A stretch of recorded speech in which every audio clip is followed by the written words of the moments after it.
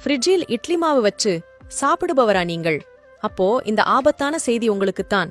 நம் உடலில் ஏற்படும் அனைத்து வியாதிகளுக்கும் குளிர்சாதன பெட்டியில் வைத்து பயன்படுத்தும் இட்லி மாவுதான் என்று சொன்னால் நம்புவீர்களா? அதுதான் நிஜம். இந்த வீடியோவில் இதை பற்றி விரிவாக பார்க்கலாம். இட்லி சாப்பிடுவதால் நம் உடலுக்கு இவ்வளவு உடல்நல பிரச்சனைகள் உண்டாகுமா? சுமார் 10 வருடத்திற்கும் மேலாக நம் நாட்டில் காலை மற்றும் இரவு டிபன் தான் சாப்பிடுவோம். அதிலும் குறிப்பாக இட்லி அல்லது தோசையாகத்தான் இருக்கும். இந்த 10 வருட காலத்தில்தான் வாயு பிரச்சனை, அல்சர், ஆஸ்துமா, மூலநோய், குடல் சார்ந்த பிரச்சனைகள், குடல் புற்றுநோய் மற்றும் வாயிலிருந்து ஆசனவாய் வரை நிறைய பிரச்சனைகளை சந்திக்கின்றோம். அது மட்டும் இல்லாமல் உடல் பருமன், நீரிழிவு, கைகால் வலி, மூட்டுவலி போன்ற பிரச்சனைகளும் அதிகரித்துள்ளது. இதற்கெல்லாம் காரணம் என்னவென்று பார்த்தால், தவறான முறையில் நாம் தயாரிக்கும் இட்லி மாவுதான். தயாரிப்பதில் என்ன தவறு இருக்கிறது என்று நீங்கள் கேட்பது புரிகிறது.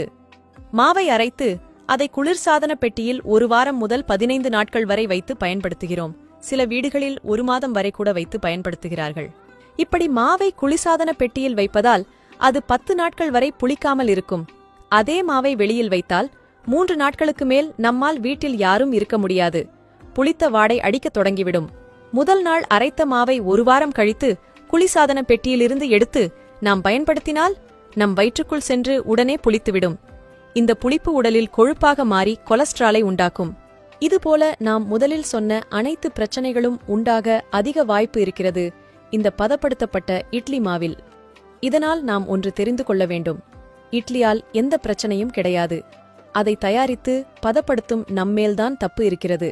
இன்றிலிருந்து 1 அல்லது 2 நாட்களுக்கு மட்டும் தேவையான இட்லி மாவை அரைத்து வைத்துக் கொள்ளுங்கள். தயவு செய்து இட்லி மாவை குளிர்சாதனம் என்கிற சவப்பெட்டிக்குள் வைக்காதீர்கள். மேலும் கம்பு இட்லி, தினை இட்லி, ராகி இட்லி என விதவிதமாக தினமும் மாற்றிக்கொள்ளுங்கள். இவை அனைத்தும் நம் உடலுக்கு மிகவும் நல்லது. இட்லியைப் போலவே அடை, இடியாப்பம், புட்டு, பொங்கல், உப்புமா, கிச்சடி, ராகிகூழ், கம்மங்கூழ் போன்ற உணவுகளையும் தினமும் சேர்த்துக் கொள்ளலாம். வாரத்திற்கு 1 முறை அல்லது 2 முறை மட்டும் இட்லி எடுத்துக் கொள்ளுங்கள். நல்ல உணவுகளை சாப்பிட்டு நலமோடு வாழ்வோம். உணவே மருந்து. அனைவருக்கும் பகிருங்கள். நன்றி.